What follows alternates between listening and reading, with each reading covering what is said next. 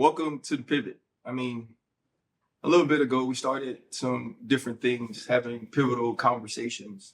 I never thought that a transition into me having to have one by myself about me, about things that I've said, and about things that have affected not only me, but others. Obviously, the talk of the week has been the back and forth between myself and RG3. All of it started over an Angel Reese take that he felt was a sports take that I didn't feel that way about. I felt it was away from the court. I felt that it was away from basketball. And because of the personal feelings I have about RG3, I took a take that was personal to another person and made it personal to myself. And I shouldn't have done that. I shouldn't have brought his wife into an equation, even though in my mind, before speaking about her, I processed as much as I possibly could to speak of her in a way that was positive, trying to make sure it only illustrated a point about the way that he approached Angel Reese. And in that, in some ways, and to some people, I probably missed the mark. I have a lot of experience with RG3. I know some things about him personally. I'm not going to say that we are close. I'm not going to say that we are friends. But those things already imprinted in my mind, those feelings, already things that have developed over our experiences together, over some things that he said to me, done to me, probably some things I've said to him. They played a part in how I felt. Now, he's done some things that I haven't commented on because I didn't want or need to attack him. And in this case, I wanted to defend a young Black woman, which ended up being an attack on him. He felt, or at least he said, an attack on his family. And that was never the case or never the intent of mine. When I look back at this, I think a larger thing that has now happened is people who love and people who know me have now had to come to my defense because they know my heart, they know my actions, they know the intent of my words. By bringing in, maybe, I can't speak for these people, by speaking about RG's wife, it's now brought my family into the equation, brought Yanka into the equation, brought my children, Jordan, Logan, Jaden, into the equation. I certainly didn't want them to have to be sort of the casualties of my Twitter or my media wars. Yanka, in particular, has taken a lot of heat, has taken a lot of hate. All she's ever done is give her life to her family.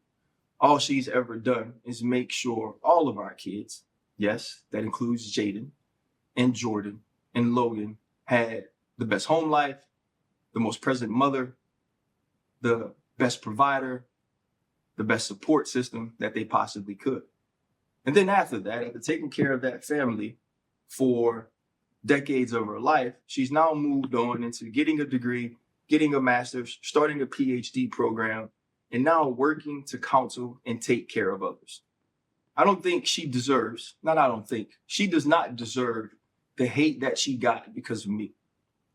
To her, to my children, I am sorry. I have to start to think about how my words impact, who they impact, and the effect of the fallout on you guys. So that leads me to Greta Griffin. Let me say this before getting into reasoning, before getting into thought process. She should not have been brought up in me trying to make a point about how having Black women close to you and the things that you learn from them can help you in the way that you approach and speak to and about them. She didn't need to be the illustration of that. I could speak positively about what they are without making the insinuation that it's something that non-Black women don't do well. I'm doing the exact same thing, or it may have seemed that I did the exact same thing to her that I'm trying to keep people from doing to Black women. My thought process was, in seeing certain clips on my algorithm, on my timeline, they do a podcast together. In that podcast, they talk very openly about not being Black enough. They talk very openly about biracial kids, what it's like to not be accepted in the Black community. They very rarely talk about Black women. In the video that RG3 posted that I felt like mocked Angel Reese, she was in the background. Did I love the optics of RG3, a Black man, attacking and imitating, and what I felt insulting, mocking a Black woman as his wife was in the background, almost seemingly as a prop of, and this is my feeling, of what was good, amening, nodding along, and applauding what I felt like was a personal attack. I didn't. But that doesn't mean because I have that feeling about what you do to someone else that I can do that to you. So to Greta, I was out of line. I was out of bounds. I apologize. To all of the people that don't like RG's take or takes or the way that he moves, or even if you just in this conversation take my side and want to support me, leave his family alone. It doesn't take a daily attack on his wife, on his children, to remind him that you think his take, his takes, or whatever it is the wrong thing to you. Families should be off limits. I started that by bringing her into it. I see that now. No matter what my intent was, the impact was different. If I had to do it all over again, I would do it a different way. And in doing it all over again, instead of pointing to what non-Black women can't do or don't do, or the conversations I don't feel like they can have, I should have pointed to what having a positive Black woman in the household could do. I think back to Alexis Ohanian, when he was on our show, he talked about being married to Serena Williams and the things that he has learned through not only the conversations they've had, but through the life they've experienced. He brought us back to childbirth. Many of us know how high the mortality rates are in this country for Black women. But clearly that wouldn't extend to Serena Williams. That wouldn't also include one of the world's greatest athletes of all time, but it did. And it taught him a lesson. I feel like those lessons are invaluable in understanding, in feeling, in being empathetic to what Black women go through. Alexis has now become a champion in support of not only Black women, but all women. Alexis has now become one of the leading voices in pushing women to the forefront. He's also become one of the leading voices in understanding the need to protect Black women. See, it is those conversations, it is those opportunities and experiences that change you. That doesn't mean you can't get them from your mother. Doesn't mean you can't get them from your sister. As a man who is close to his family and has a mom and has a sister, I know we don't speak every day, even if I should be better. I know I don't share with them constantly about what they're going through. But you do know when you have a woman in your household, when you're married, when it's your significant others, those are the conversations you have daily, and those conversations can change you.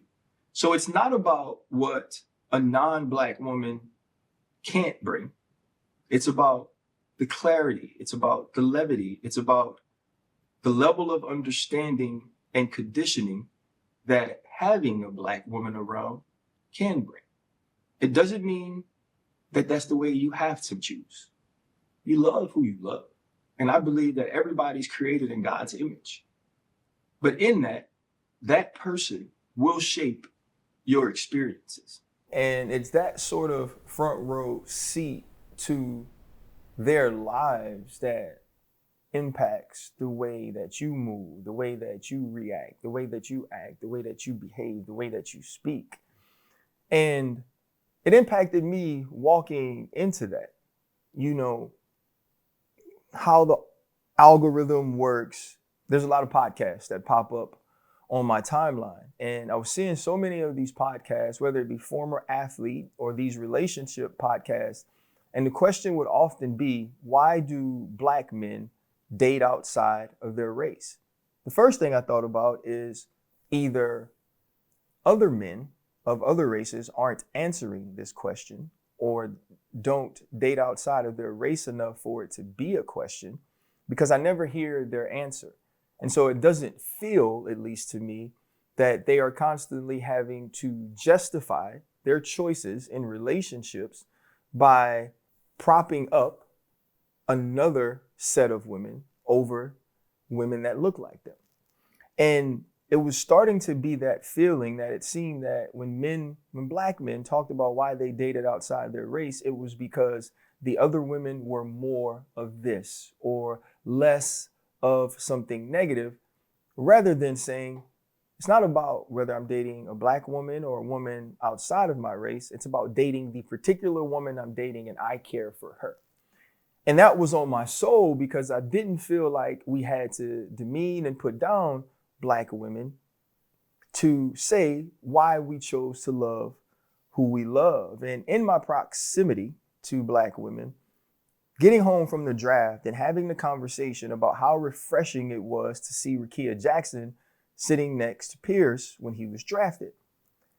And it wasn't just about her beauty or the beauty of the couple. It was because in today's young athlete world, she's actually sort of becoming the minority when it comes to Black athletes. She's becoming the anomaly. And in having young Black daughters, there is the concern of, will you be able to find someone to love you based on the optics of that? And so that was on my heart in walking in to speak about RG3. And instead of taking those two things as separate thoughts, I thought, here's the time to do it. And in doing that, I wasn't clear on what I was trying to say.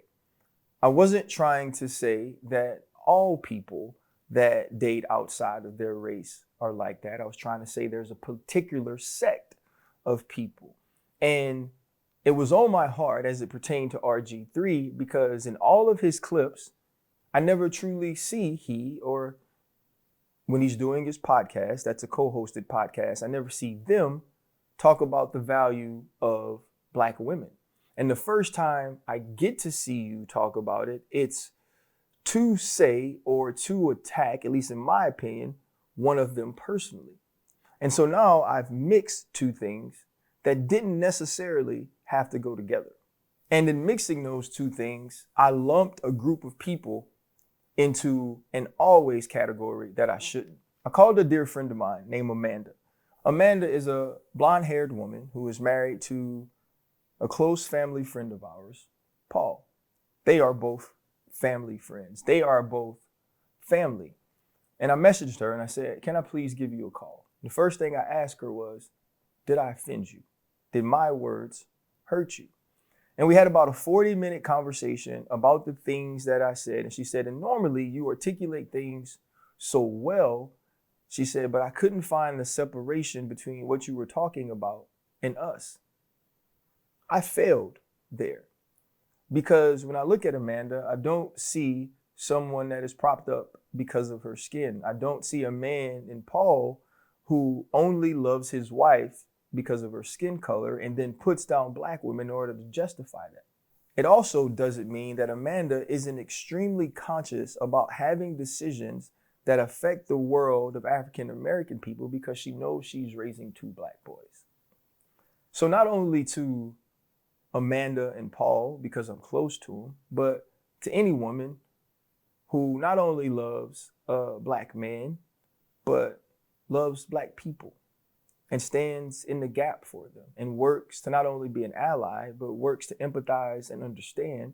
I see you. I wasn't talking about you. And if you feel like I lumped you into that category, I was wrong. And I apologize. To any man who is Black and dates outside of his race and just loves that woman, yet stands in the gap for that woman he loves and also for people that look like him, that has empathy and sympathy and compassion and understanding for them. I wasn't talking about you either. I do get how I need to be much more clear about what I say, about what I feel, and not think to myself, I need to get all of this said right now because this is the opportunity to express what I want to express. That's ego. That's selfishness. And you can't be a leader with those qualities, and that's on me. Part of leading is being a father, which is the most important job in my life, and I treat it as such. I have 3 babies. Jaden was my first, Jordan is my son in the middle, and Logan. I had Jaden when I was 19 years old. I've told this story many times on this show. I have posted my child as much as I post all of them. I've also had custody of her since she was 4. And because it was, how can we attack not only Ryan's statement, but how can we attack him? It was brought up by people like Le'Veon Bell and Marcellus Wiley that I had a biracial child. Duh.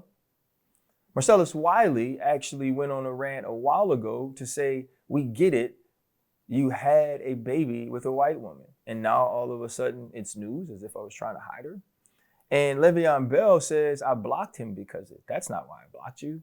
I blocked you because you were annoying me during the election. And I don't get to tell you who to support or how to behave. I do get to make a choice of whether or not I listen to you. When Jaden was born, I was 19, I was in the South, and I needed to be a great father. I wanted to be a great father. I was close to her family. When we found out that we were going to have this child, certain things changed, certain feelings changed, but eventually it all came back around because we loved that child. And when I got custody of her and when I raised all 3 of my children in the same house with the same woman, Jaden shaped my views on life. There are often these conversations that go on in our community about telling our children the importance of Black families. I believe that's extremely important, to have our men marry women that look like them so we could continue the lineage that at one point was all we had. But I was always different about that because of how my baby looked, because of what I felt like would be the hypocrisy to say, you can only date people that look like you, because that wasn't the way I grew up. That wasn't the decisions I made. Nor do I feel you're bad if you do that. I have no issue with interracial relationships, obviously. Maybe that was confused or misconstrued in what I say. I think we're all created in God's image. I do believe that certain relationships teach you certain things based on experience. I always told my kids, it's not about what the person looks like that you love. It's not about the color of their skin, but the content of their hearts and the impact of their actions. Yes, my children have dated outside of their race. And yes, I have loved the good people they have brought home to us. Not because of skin color, just because of who they were and how they loved my children. Jaden taught me that. It was something I already knew before her, but she taught me that. And because I had her, it shaped my views on the world. It shaped my views on love. And so when I posted her, like I didn't know this was a secret, she and I both had a good laugh about it. And when she sent some of the pictures over that she still had in her phone, she said, and here is our favorite, Dad. And it was me and her, my second year in the league, outside of Cowboys Stadium as I played for the Giants. We didn't know life would take us to this point, but we knew then we had each other, and we still do. In having each other, it also seems that Caitlin and Angel have each other. I think they're both amazing for basketball. I also think we've started to use them as pawns and some sort of agenda we have on each side, and we need to stop. And I was a part of that this week, even if indirectly I was. And I can't play into that any longer. Caitlin Clark, for all it's worth, is absolutely freaking phenomenal. The excitement she brings to the game, the skill level she brings to the game, the way that she plays it, honestly, the way that she also pays tribute to those who came before her. It's actually, in my opinion, it should be impossible to hate her. Do her fans and the way that they attack others play into it? Absolutely. Does it feel like there's a racial component to that? Absolutely. But the game needs her. The game needs to market her. The game needs to push her forward, and she is pushing the game forward. But it also doesn't mean because you love Caitlin Clark, you can't also respect Angel Reese. I get it.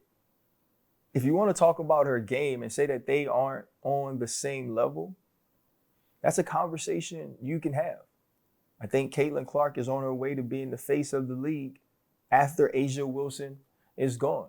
I think Angel Reese is also a very important part of the league because the effort she plays with, the star power she has away from the court is another reason why people will tune in to the WNBA, because whether you like her or love her or don't like her or love her, you want to see what Angel Reese is going to do.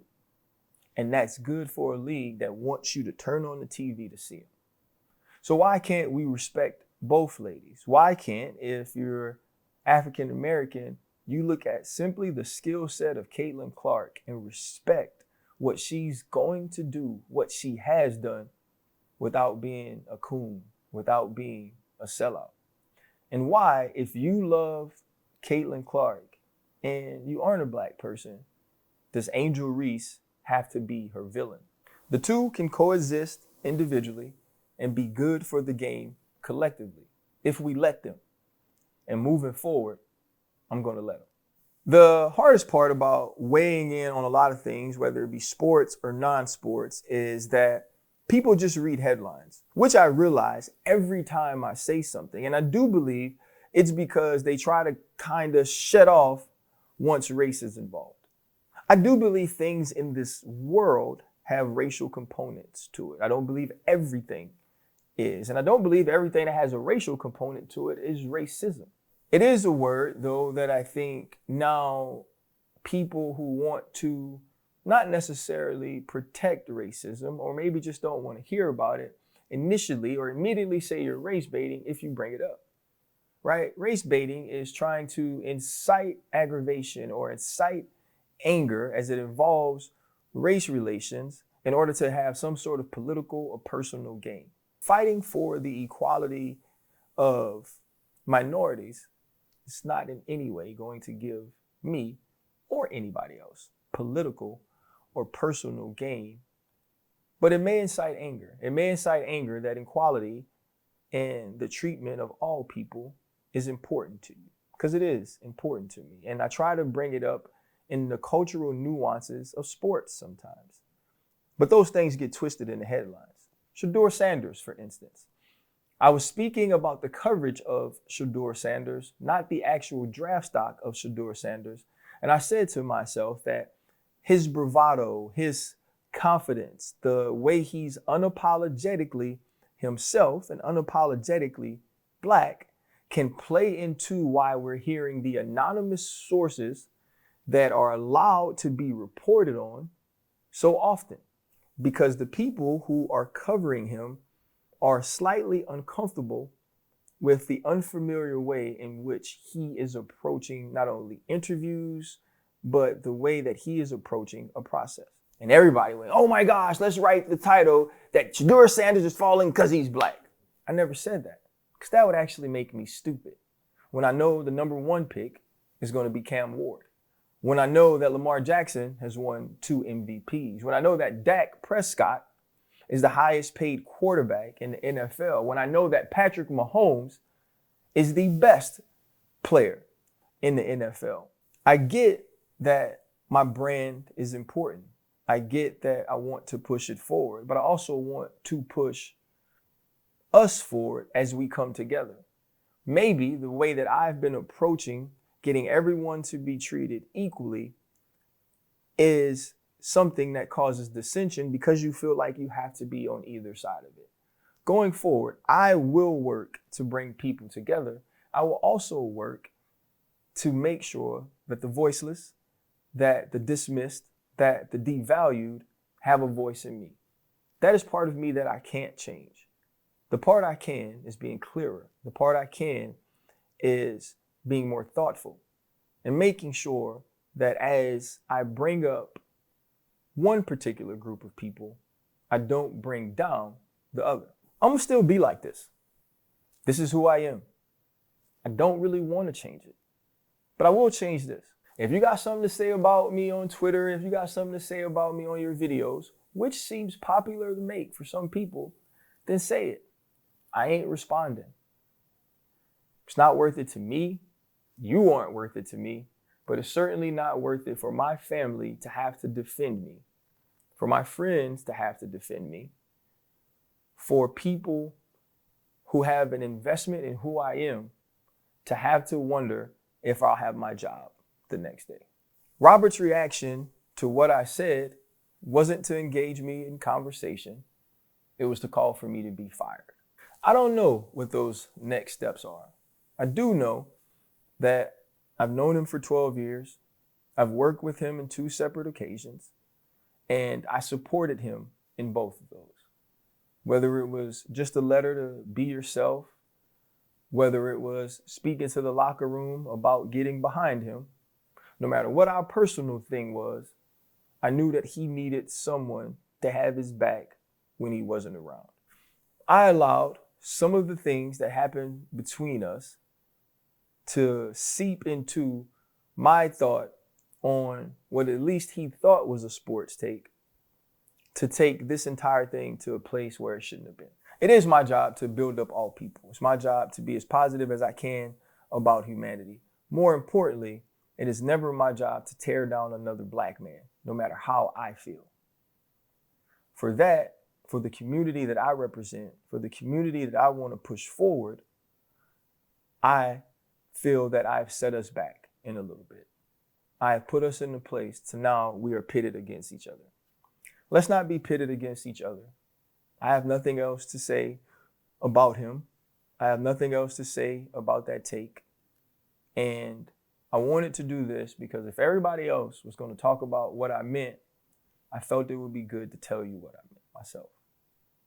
Love who you love. You can't control that. You can only control how you love them. Say what you want to say. You can't control how people comprehend it.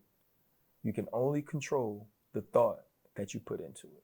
Work as hard as you possibly can, because you can't control how that work is received, but you can control the effort in which you work with. And be kind. You don't get to control how people feel about you, but you do control how you treat them. I appreciate y'all tapping in. Pivot fam, thank you for pivoting with me. And to everybody that supported me, I am so, so grateful.